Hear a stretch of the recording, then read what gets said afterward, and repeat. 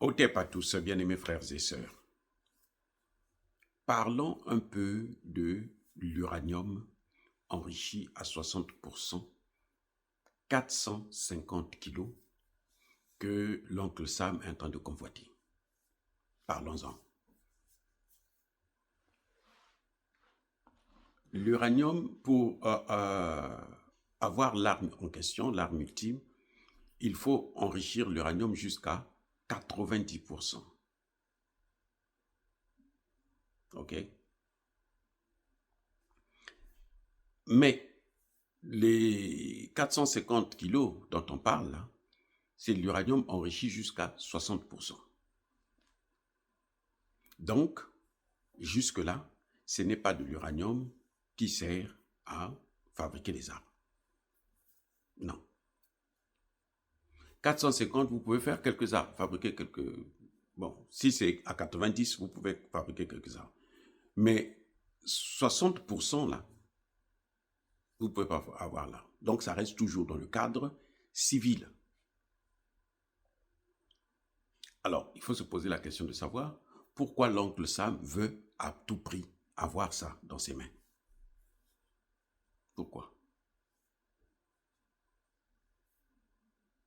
Hein?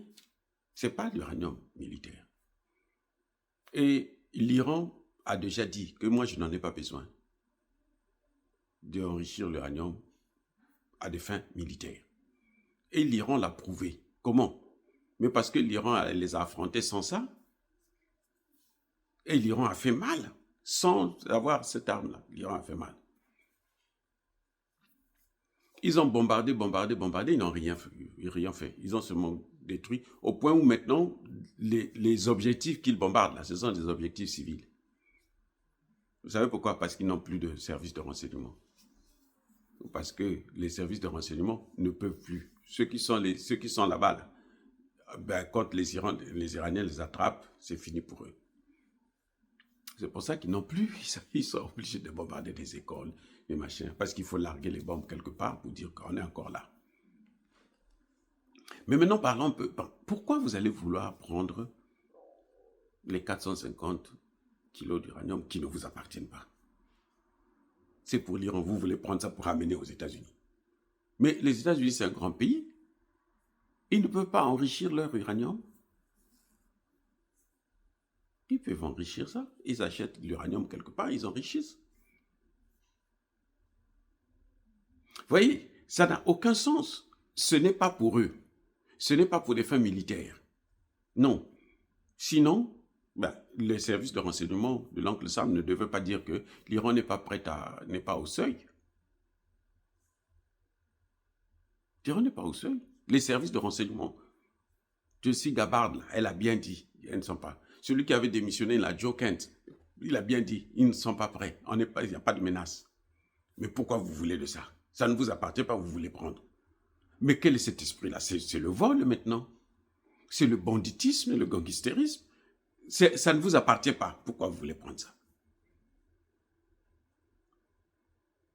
Vous ne pouvez pas prendre quelque chose qui ne vous appartient pas. Ce n'est pas pour vous. L'autre vous dit très bien que moi, je n'ai pas besoin de faire ces armes-là. Et il a montré aujourd'hui que il n'a pas besoin de ça. Maintenant, pourquoi vous voulez lui prendre ce que lui c'est des gens qui ont travaillé là-dessus.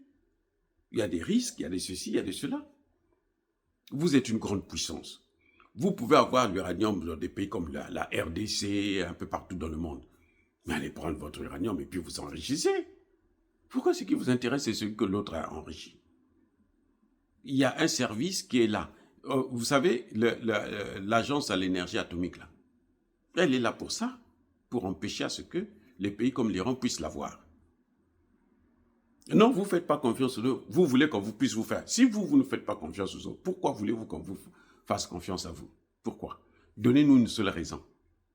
Moi, j'aimerais bien qu'on me dise, quelqu'un qui ne fait pas confiance aux autres, pourquoi voulez-vous qu'on puisse lui faire confiance? Ce n'est pas pour vous. Ça veut dire qu'en fait, ils veulent faire comme ils ont fait en Libye. On a pris tout ce que la Libye avait déjà.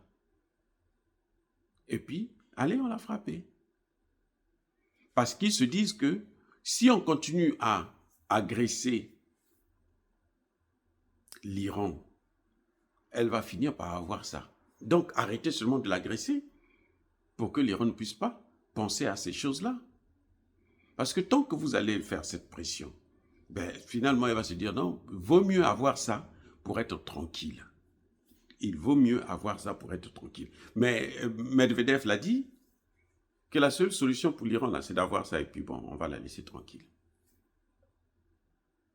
Mais c'est quand même le gangstérisme de prendre quelque chose qui ne vous appartient pas, vous voulez prendre. C'est comme demander à ce que, bon, le péage du Détroit, c'est bien, c'est d'avoir un péage et tout, mais l'argent, là, c'est moi qui vais prendre ça. C'est-à-dire que, c'est-à-dire qu'il n'y a même plus la honte quand on est... C'est un grand pays. Pourquoi on va faire honte à l'Amérique comme ça? C'est un grand pays, l'Amérique. L'Amérique peut travailler. L'Amérique n'est pas finie. L'Amérique peut travailler. Il suffit de mettre les gens au travail. L'Amérique va travailler, rattraper la Chine, rattraper la Russie, rattraper les autres pays. Être encore une puissance. Peut-être pas la première, mais une puissance, une grande puissance. Respectée et respectable. Mais ce n'est pas en allant, en cherchant seulement à empêcher ceux qui veulent s'en sortir, pour ne pas qu'ils puissent s'en sortir. Quelqu'un veut faire quelque chose, il construit des hôpitaux, vous venez détruire ces hôpitaux. Il construit des écoles, vous venez de détruire ces écoles. Surtout les écoles de sciences, là. En Iran, ils ont tout détruit, les écoles de sciences. Parce qu'ils se disent que, mais la pensée, l'intelligence n'est pas à l'école. L'intelligence n'est pas à l'école. L'intelligence est dans la tête. Les savants, là, ils n'étaient pas dans des écoles, donc on a détruit les machins, mais ils ont des formules dans leur tête. Hein? Ils ont ça dans des ordinateurs à la maison, un peu partout. Vous n'avez rien fait. C'est ridicule. Soyez bénis, j'ai dit.